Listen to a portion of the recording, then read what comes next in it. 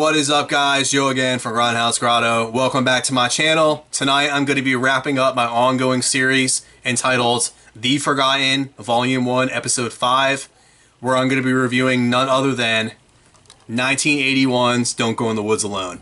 So I saved the absolute most ridiculous slasher film that I could find for the very last video in my series. As you know, I've been covering these obscure slasher films from the early 80s. Don't Go in the Woods Alone is definitely a very obscure film. It's got a very small cult following, but it deserves a review. It deserves people's attention, just for the simple fact that it's very strange. It tries to piggyback on the success of films like Friday the 13th, The Burning, these, Just Before Dawn, these backwoods slashers, these camping slasher films, but it just never lived up to the success of those films. And the reason being is this film is so freaking ridiculous. It is cheesy as hell. They got dubbed over voices, so the actors, I don't know what the hell they were thinking, the directors, but they dubbed over their voices. It just doesn't make sense. Like, the voices don't match up with the people when they're talking. You got that going on. You've got this most random killer out in the woods. This guy, this rag guy. He's like a hobo living out in the woods. There's no rhyme or reason to why he's out there or why he's killing people. And then you got these really dumb, silly campers and just random people. I mean, you got random people just running in the woods, jogging, and they get killed. You get a random person just walking around the woods. There's no storyline to them, and they just get killed.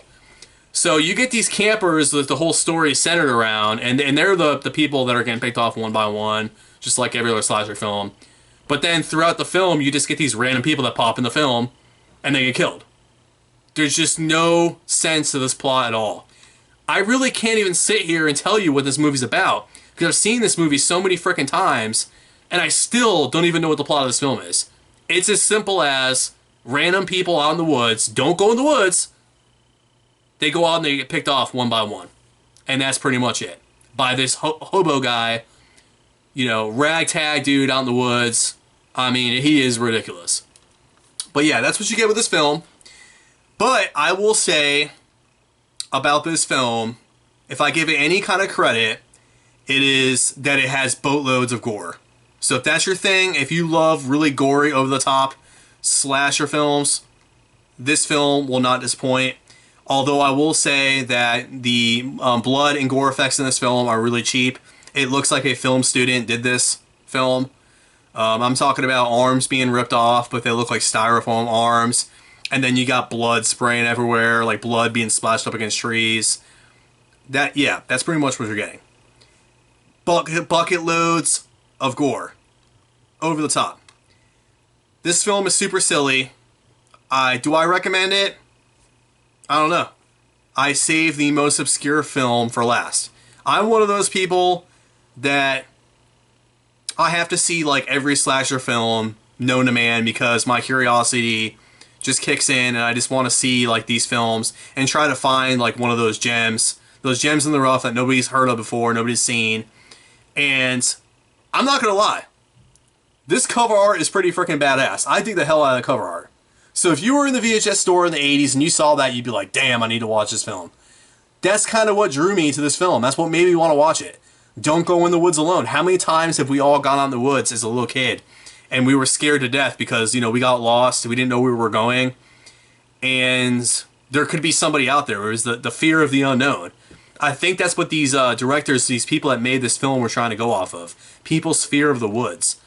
And they basically made this story of these random people going out in the woods hiking and camping, and they get killed. And that's pretty much it. So I'm going to talk about this Blu-ray release real quick. And this release came out about 3 years ago from Vinegar Syndrome.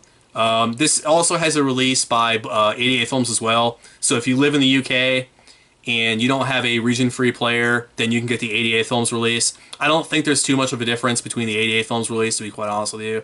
This is a very obscure film, so it's got a very small cult following. Not many people have heard of this, and not many people enjoy this film.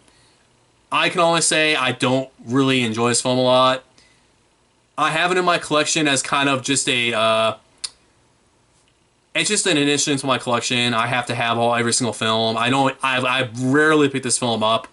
I've only seen it maybe a handful of times in the last couple years. I just generally don't care about this film. But if you are into very obscure films and you want to watch one that's just really bizarre, do I recommend it? Probably not, unless you're like me and you got to have them all. But if you do need to, I would say, and you're living in the U.S., go ahead and pick this one up. 88 Films has got it for the UK. It's got a pretty decent amount of special features on there. It's got commentary with the director, 3 commentaries. You get a second commentary with the director, Mary Gale Arts, and the lead actress and others. You get the third commentary with the Hysteria Continues. You get cast and crew featurette, autograph signing party featurette, which is 30 minutes long, TV promo compilation, 15 minutes long, a theatrical trailer, production still gallery, press art gallery, and script gallery. They didn't really do too much to doctor up this picture quality in this film. It's not bad, considering how obscure this film is. They didn't give this a really good release. It's just probably a DVD port, an upscale DVD port, in my opinion. Sound quality is pretty much decent for what you're getting as far as the picture quality goes. Yeah, guys. Don't go in the woods alone. Rounding out my series, I had to talk about this film because this is probably the most obscure one that I have. I've got about 5 other films that I want to review, and that's probably going to come later on as I continue my Forgotten series. But the first 5 that I did are pretty much the most obscure ones that I have. And so as I move along, I'm going to be covering probably a little bit more well-known slasher films. But yeah, guys, those are my thoughts on Don't Go in the Woods Alone. That's my thoughts on the Blu-ray release from Vinegar Syndrome. Not a bad release from the Blu-ray. For a really poorly done film. Like I said, this is super amateur. This is like some film students who are running around out in the woods. They didn't know what the hell they were doing. They brought bucket loads full of blood to, have these really gory scenes that are really poorly done. If you're into that kind of thing, I highly recommend this Blu-ray. But anyways, guys, hope you enjoyed this review of my final episode of The Forgotten. I've got Volume 2 coming up, guys, and I'm going to be covering a different subgenre for my Volume 2 of The Forgotten. I'm going to be covering zombie films. Now, some of these zombie films are going to be well-known, and some of them are going to be more obscure. So these aren't just obscure films. These are just kind of my favorite zombie films. So I do want to cover some of the lesser-known ones because that's what I'm into, is the lesser-known films. But stay tuned for Volume 2, guys. I'm going to be dropping that later on this month. I'm really excited to get into that. So just watch out on my channel for those videos. If you like this video, leave me a comment in the comment section. What are your thoughts on this film? Let me know what your thoughts are on my series, The Forgotten. Do you enjoy my series, The Forgotten, where I'm reviewing, these lesser-known films? Are you excited for Volume 2? Let me know in the comment section. If you're not subscribed to my channel, guys, I would greatly appreciate any and all support. Until next time, guys, take it easy.